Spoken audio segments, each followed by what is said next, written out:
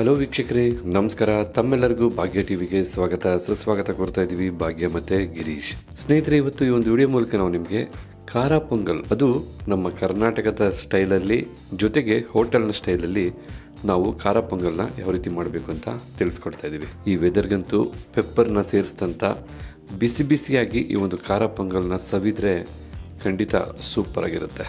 ಖಾರ ಪೊಂಗಲ್ ತಿನ್ನೋದೇ ಒಂದು ಆನಂದ. ಅದರಲ್ಲೂ ಇದನ್ನು ಮೊಸರು ಬಜ್ಜಿ ಅಥವಾ ರಾಯ್ತದ ಜೊತೆ ಸೇರಿಸಿ ತಿಂದರೆ ಪರಮಾನಂದ ಅಂತಲೇ ಹೇಳ್ಬೋದು. ನಾವು ಸೇವಿಸ್ತಕ್ಕಂಥ ಆಹಾರನ ಬರೀ ಏನೋ ಒಂದು ಅರ್ಥದಲ್ಲಿ ತಿಂದರೆ ಸಾಲದು. ಆಹಾರನ ಬಿಸಿ ಬಿಸಿಯಾಗಿರ್ಬೇಕಾದ್ರೆ ಬಹಳ ಆನಂದಿಸಿ ಆಸ್ವಾದಿಸಿ ನೀವು ಆಹಾರನ ಸೇವಿಸಿದ್ರೆ ಖಂಡಿತ ರುಚಿ ಹೆಚ್ಚುತ್ತೆ ಅನ್ನೋದ್ರಲ್ಲಿ ಎರಡು ಮಾತಿಲ್ಲ. ಏಕೆಂದರೆ ಈ ಖಾರ ಪೊಂಗಲ್ ನೀವು ಬಿಸಿಲೇ ಸೇವಿಸ್ದಾಗಿರ್ತಕ್ಕಂಥ ಮಜಾ ತಣ್ಣಗಾದ್ಮೇಲೆ ಇರಲ್ಲ. ಆದ ಕಾರಣ ಖಂಡಿತ ನೀವೆಲ್ಲ ಈ ರೆಸಿಪಿ ಮಾಡ್ತೀರಾ. ಈ ರೆಸಿಪಿ ಮಾಡಿದ್ರೆ ಬಿಸಿನಲ್ಲೇ ದಯವಿಟ್ಟು ಸೇವಿಸಿ ಅಂತ ನನ್ನ ಕೋರಿಕೆ. ಹಾಗೆ ಬನ್ನಿ, ಈಗ ಖಾರ ಪೊಂಗಲ್ ಮಾಡೋದಕ್ಕೆ ಬೇಕಾದಂಥ ಪದಾರ್ಥಗಳೇನು, ಹಾಗೆ ಮಾಡ್ತಕ್ಕಂಥ ವಿಧಾನ ಏನು ಅಂತ ನೋಡ್ಕೊಳ್ಳೋಣ. ನಾವು ಮೊದಲಿಗೆ 1 ಬೌಲ್ನಷ್ಟು ಸ್ಟೀಮ್ ರೈಸ್ನ ತಗೊಂಡಿದ್ದೀವಿ. ಅದೇ ಅಳತೆಯ 1 ಬೌಲ್ನಷ್ಟು ಹೆಸರು ಬೇಳೆನೂ ಸಹ ತಗೊಂಡಿದ್ದೀವಿ. ಜೊತೆಗೆ 7ರಿಂದ 8 ಹಸಿಮೆಣಸಿನಕಾಯಿಗಳು, 1 ಟೇಬಲ್ ಸ್ಪೂನಷ್ಟು ಜೀರಿಗೆ, 1 ಟೀ ಸ್ಪೂನಷ್ಟು ಕಾಳು ಮೆಣಸು, 1 ಇಂಚಿನ ಶುಂಠಿ ತಗೊಂಡು ಈ ರೀತಿ ತುರಿದಿಟ್ಕೊಂಡಿದ್ದೀವಿ. ಹಾಗೆ 15ರಿಂದ 20 ಗೋಡಂಬಿನ ತಗೊಂಡಿದ್ದೀವಿ. 1 ಟೀ ಸ್ಪೂನಷ್ಟು ಅರಿಶಿಣದ ಪುಡಿ, ಸ್ವಲ್ಪ ಕರಿಬೇವು, ಚಿಟಿಕೆಯಷ್ಟು ಇಂಗು, 2 ಟೇಬಲ್ ಸ್ಪೂನಷ್ಟು ತುಪ್ಪ, 2 ಟೇಬಲ್ ಸ್ಪೂನಷ್ಟು ಎಣ್ಣೆ, ರುಚಿಗೆ ತಕ್ಕಷ್ಟು ಉಪ್ಪು. ಇದಿಷ್ಟು ನಿಮಗೆ ಖಾರ ಪೊಂಗಲ್ ಮಾಡೋದಕ್ಕೆ ಬೇಕಾದಂಥ ಪದಾರ್ಥಗಳು. ಹಾಗೆ ಬನ್ನಿ, ಈಗ ಖಾರ ಪೊಂಗಲ್ ಮಾಡ್ತಕ್ಕಂಥ ವಿಧಾನನ ನೋಡ್ಕೊಳ್ಳೋಣ. ಮೊದಲಿಗೆ ನಾವು ತೊಗೊಂಡಂಥ 1 ಬೌಲ್ನಷ್ಟು ಸ್ಟೀಮ್ ರೈಸ್ನ ನಾವು 10 ನಿಮಿಷಗಳ ಕಾಲ ನೀರಲ್ಲಿ ನೆನೆಸಬೇಕಾಗುತ್ತೆ. ಅದಕ್ಕೋಸ್ಕರ ಈ ರೀತಿಯಾದಂಥ ಒಂದು ಬಟ್ಲನ್ನ ತೊಗೊಂಡು ರೈಸ್ನ ಸೇರಿಸ್ಕೊಳ್ತಾ ಇದ್ದೀವಿ.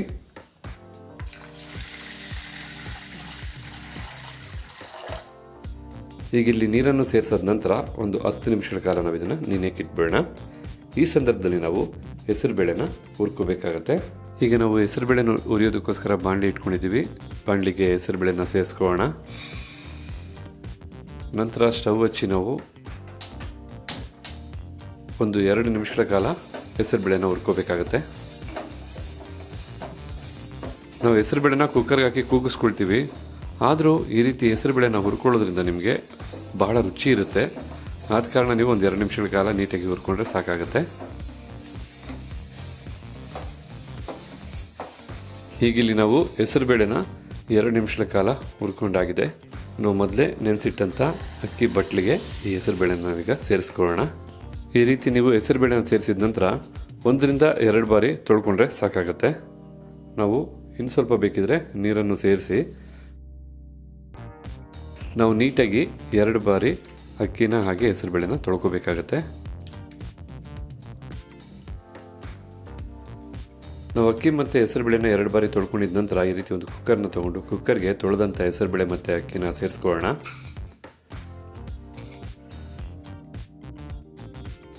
ನಂತರ ನಾವು ಈ ರೀತಿಯಾದಂಥ ಲೋಟದ ಅಳತೆಯಲ್ಲಿ 5 ಲೋಟದಷ್ಟು ನೀರನ್ನು ಸೇರಿಸ್ಕೋಬೇಕಾಗತ್ತೆ.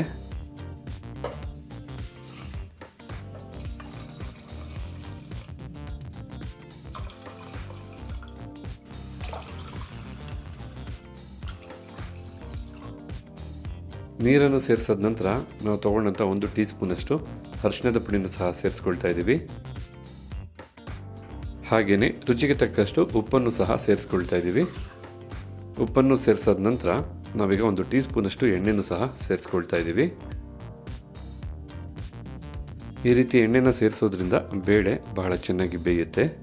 ನಂತರ ಈಗ ನಾವು ಕುಕ್ಕರ್ ಲಿಡ್ನ ಕ್ಲೋಸ್ ಮಾಡಿ 3 ವಿಸಲ್ ಬರೋವರೆಗೂ ನಾವು ಕೂಗಿಸ್ಕೋಬೇಕಾಗತ್ತೆ.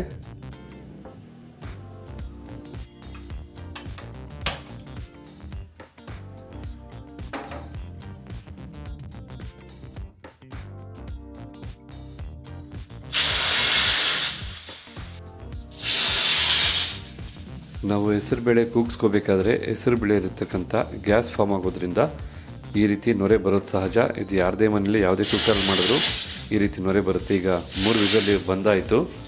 ಈಗ ನಾವು ಫ್ಲೇಮ್ನ ಆಫ್ ಮಾಡ್ಕೊಳ್ಳೋಣ. ಈಗ ಇಲ್ಲಿ ಕುಕ್ಕರು 3 ವಿಸಲ್ ಬಂದಾದ ನಂತರ ಕಂಪ್ಲೀಟಾಗಿ ತಣ್ಣಗಾಗಿದೆ. ಬನ್ನಿ, ಈಗ ಲಿಡ್ ಓಪನ್ ಮಾಡೋಣ. ಮಿಕ್ಸ್ ಮಾಡ್ಕೊಳ್ಳೋಣ. ಯಾವುದಕ್ಕೆ ಬಂದಿದೆ ಅಂತ ಚೆಕ್ ಮಾಡ್ಕೋಬೇಕಾಗತ್ತೊಮ್ಮೆ. ಈಗ ಇಲ್ಲಿ ಸಾಫ್ಟಾಗಿ ಬೆಂದಿದೆ. ಈ ಖಾರ ಪೊಂಗಲ್ ನಿಮಗೆ ಬಿಸಿಲಿ ತೆಳು ಇರುತ್ತೆ, ತಣ್ಣಗಾದ ನಂತರ ಗಟ್ಟಿಯಾಗಿಬಿಡುತ್ತೆ. ಆದ ಕಾರಣ ನಾವು ಈಗ ಮತ್ತೆ 1 ಲೋಟದಷ್ಟು ನೀರನ್ನು ಸೇರಿಸ್ಕೊಂಡು ನಾವು ಮಿಕ್ಸ್ ಮಾಡ್ಕೊಳ್ತಾ ಇದ್ದೀವಿ. ಮಾಡ್ತಕ್ಕಂಥ ಪೊಂಗಲ್ಲು ತೀರಾ ಗಟ್ಟಿನೂ ಇರಬಾರ್ದು, ಬೈ ದ ಸೇಮ್ ಟೈಮ್ ತೀರಾ ತೆಳ್ಳಗೂ ಸಹ ಇರಬಾರ್ದು. ಈ ರೀತಿ ನೀರನ್ನು ಸೇರಿಸಿದ ನಂತರ ಒಮ್ಮೆ ಚೆನ್ನಾಗಿ ಮಿಕ್ಸ್ ಮಾಡ್ಕೊಳ್ಳಿ. ಮತ್ತೊಂದು ಗಮನಿಸಬೇಕಾದಂಥ ಅಂಶ ಏನಂದರೆ, ನೀವೇನಾದ್ರು ಈ ರೀತಿ ನೀರು ಸೇರಿಸಿದ್ರೆ ದಯವಿಟ್ಟು ಅದನ್ನು ಸ್ವಲ್ಪ ನೀರನ್ನ ಬಿಸಿ ಮಾಡಿಕೊಂಡು ಸೇರಿಸ್ಬೇಕಾಗತ್ತೆ. ನಾವು ಸಹ ಬಿಸಿ ಮಾಡಿದಂಥ ನೀರನ್ನೇ ಸೇರಿಸ್ಕೊಂಡಿದ್ದು. ಹೀಗೆ ಇಲ್ಲಿ ನೋಡ್ತಾ ಇದ್ರಲ್ಲ, ಪರ್ಫೆಕ್ಟ್ ಆದ ಅದಕ್ಕೆ ನಾವು ಅಕ್ಕಿನ ಹಾಗೆ ಬೇಳೆನ ಕೂಗಿಸಿ ಬೇಯಿಸ್ಕೊಂಡಿದ್ದೀವಿ. ಈ ಒಂದು ಹದದವರೆಗೂ ನೀವು ಸಹ ರೆಡಿ ಮಾಡಿಕೊಂಡ್ರೆ ಸಾಕಾಗುತ್ತೆ. ನೀವು ಬೇಕಿದ್ರೆ ನಿಮ್ಗೆ ಎಷ್ಟು ತೆಳು ಬೇಕೋ ಅಷ್ಟು ನೀರನ್ನು ನೀವು ಬಿಸಿ ಮಾಡಿ ಬೆರೆಸ್ಕೋಬೋದು. ಇದಾದ ನಂತರ ಈಗ ನಾವು ಖಾರ ಪೊಂಗಲ್ಗೆ ಮುಖ್ಯವಾಗಿ ಬೇಕಾದಂಥ ಒಗ್ಗರಣೆನ ಮಾಡ್ಕೋಬೇಕಾಗತ್ತೆ. ಈಗ ಒಗ್ಗರಣೆ ಮಾಡೋದಕ್ಕೋಸ್ಕರ ನಾವು ಸ್ಟವ್ ಮೇಲೆ ಒಂದು ಬಾಣಲಿನ ಇಟ್ಕೊಂಡಿದ್ದೀವಿ. ಸ್ಟವ್ ಹಚ್ಚಿ ಸ್ವಲ್ಪ ಬಾಣಲಿ ಬಿಸಿ ಆಗಬೇಕಾಗತ್ತೆ. ಈಗ ಬಿಸಿಯಾದಂಥ ಬಾಣಲಿಗೆ ನಾವು ಮೊದಲಿಗೆ 2 ಟೇಬಲ್ ಸ್ಪೂನಷ್ಟು ಎಣ್ಣೆನ ಸೇರಿಸ್ಕೊಳ್ತಾ ಇದ್ದೀವಿ.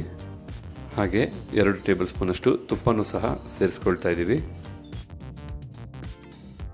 ಈಗ ಎಣ್ಣೆ ಮತ್ತು ತುಪ್ಪ 2 ಬಿಸಿಯಾಗಿ ಒಂದಕ್ಕೊಂದು ಬೆರೆತಿದೆ. ಈ ಸಂದರ್ಭದಲ್ಲಿ ನಾವು ತೊಗೊಂಡಂಥ ಜೀರಿಗೆನ ಸೇರಿಸ್ಕೊಳ್ಳೋಣ.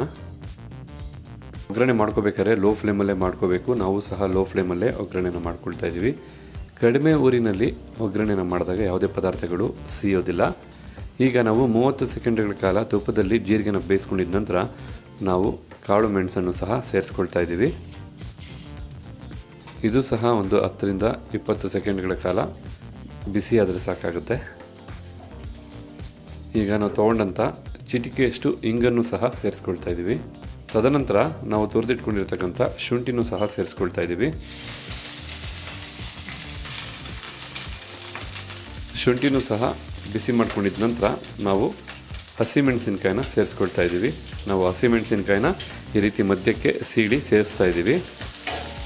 ಈ ಹಸಿಮೆಣಸಿನ್ಕಾಯಿನೂ ಸಹ ನಾವು 30 ಸೆಕೆಂಡ್ಗಳ ಕಾಲ ಹುರ್ಕೋಬೇಕಾಗುತ್ತೆ. ಯಾಕೆಂದರೆ ಹಸಿಮೆಣಸಿನ್ಕಾಯಲ್ಲಿ ಇರ್ತಕ್ಕಂಥ ಖಾರ ಬಿಟ್ಕೊಳ್ಳುತ್ತೆ. ಹೀಗಿಲ್ಲಿ 30 ಸೆಕೆಂಡ್ಗಳ ಕಾಲ ಹಸಿಮೆಣಸಿನ್ಕಾಯಿನ ಫ್ರೈ ಮಾಡ್ಕೊಂಡಾಗಿದೆ. ತದನಂತರ ಈಗ ನಾವು ಕರಿಬೇವಿನ ಸೊಪ್ಪನ್ನು ಸಹ ಸೇರಿಸ್ಕೊಳ್ಳೋಣ. ನಂತರ ಈಗ ನಾವು ಗೋಡಂಬಿನ ಸೇರಿಸ್ಕೊಳ್ಳೋಣ. ಗೋಡಂಬಿನೂ ಸಹ ನೀವು ಲೋ ಫ್ಲೇಮಲ್ಲೇ ಸ್ವಲ್ಪ ಹೊತ್ತು ಫ್ರೈ ಮಾಡ್ಕೋಬೇಕಾಗುತ್ತೆ. ಸ್ವಲ್ಪ ಕಂದು ಬಣ್ಣ ಬಂದರೆ ಸಾಕಾಗುತ್ತೆ. ಈ ಒಂದು ಪರಿಮಳದಿಂದನೇ ಹೇಳ್ಬಿಡ್ತಾರೆ ನಿಮ್ಮ ಮನೇಲಿ ಇವತ್ತು ಪೊಂಗಲ್ ಮಾಡಿದ್ದೀರ ಅಂತ. ಅಷ್ಟು ಸೊಗಸಾಗಿದೆ ಇದರ ಪರಿಮಳ. ಹೀಗಿಲ್ಲಿ ಗೋಡಂಬಿ ನೋಡ್ತಾ ಇದ್ರಲ್ಲ, ಸ್ವಲ್ಪ ಗೋಲ್ಡನ್ ಬ್ರೌನ್ ಬರೋವರೆಗೂ ನಾವು ಫ್ರೈ ಮಾಡ್ಕೊಂಡಿದ್ದೀವಿ. ಈಗ ಎಲ್ಲ ಪದಾರ್ಥಗಳನ್ನೂ ನಾವು ಒಗ್ಗರಣೆಗೆ ಸೇರಿಸಿ ಫ್ರೈ ಮಾಡ್ಕೊಂಡಿದ್ದಾದ ನಂತರ ಈಗ ನಾವು ತೊಗೊಳ್ಳೋಂಥ ಎಲ್ಲ ಪದಾರ್ಥಗಳನ್ನೂ ಬಾಣಲಿಲಿ ಒಗ್ಗರಣೆ ಮಾಡ್ಕೊಂಡಾಗಿದೆ. ಈಗ ನಾವು ಕುಕ್ಕರ್ಲಿರ್ತಕ್ಕಂಥ ಬೇಳೆ ಹಾಗೂ ಅನ್ನನ ಸೇರಿಸ್ಕೊಳ್ಳೋಣ.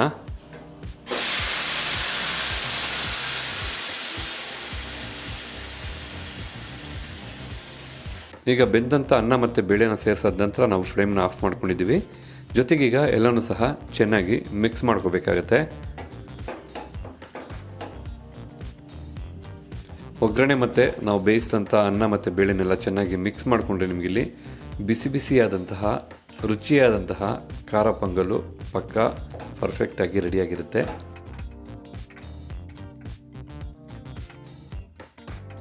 ತುಂಬ ಕಡಿಮೆ ಇಂಗ್ರೀಡಿಯೆಂಟ್ಸಲ್ಲಿ ತುಂಬ ಕಡಿಮೆ ಸಮಯದಲ್ಲಿ ಭಾಳ ಟೇಸ್ಟಿಯಾಗಿ ಮಾಡ್ತಕ್ಕಂಥ ರೆಸಿಪಿ ಅಂದರೆ ತಪ್ಪಾಗಲ್ಲ.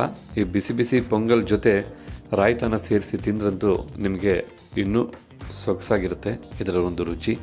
ನೋಡ್ತಾ ಇದ್ದಲ್ಲ ವೀಕ್ಷಕರೇ, ಹೀಗಿಲ್ಲಿ ಪರ್ಫೆಕ್ಟ್ ಆದಂಥ ರುಚಿ ಜೊತೆಗೆ ಪರ್ಫೆಕ್ಟ್ ಆದ ಹೋಟೆಲ್ ಸ್ಟೈಲ್ನ ಖಾರ ಪೊಂಗಲ್ ಎಷ್ಟು ಚೆನ್ನಾಗಿ ರೆಡಿಯಾಗಿದೆ ಅಂತ.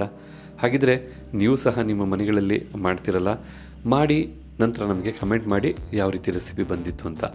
ಹಾಗಿದ್ರೆ ಈ ವಿಡಿಯೋಗೊಂದು ಲೈಕ್ ಮಾಡಿ, ಜೊತೆಗೆ ನಿಮ್ಮ ಅನಿಸಿಕೆ ಅಭಿಪ್ರಾಯ ಏನಿದೆ ಅನ್ನೋದನ್ನು ಕಮೆಂಟ್ ಬಾಕ್ಸಲ್ಲಿ ಕಮೆಂಟ್ ಮಾಡಿ. ಅಷ್ಟೇ ಅಲ್ಲ, ಮತ್ತೊಬ್ಬರಿಗೂ ಈ ವಿಡಿಯೋ ಹೆಲ್ಪ್ ಆಗೋಕ್ಕೆ ಈ ವಿಡಿಯೋನ ಶೇರ್ ಮಾಡಿ ಅಂತ ಹೇಳ್ತಾ ತಮ್ಮೆಲ್ಲರಿಗೂ ಧನ್ಯವಾದ ಅರ್ಪಿಸ್ತಾ ಇದ್ದೀವಿ. ಭಾಗ್ಯ ಮತ್ತು ಗಿರೀಶ್. ಮತ್ತೆ ಹೊಸ ವಿಡಿಯೋದಲ್ಲಿ ಭೇಟಿ ಆಗ್ತೀವಿ. ಅಲ್ಲಿವರೆಗೂ ನಮಸ್ಕಾರ ಸ್ನೇಹಿತರೆ.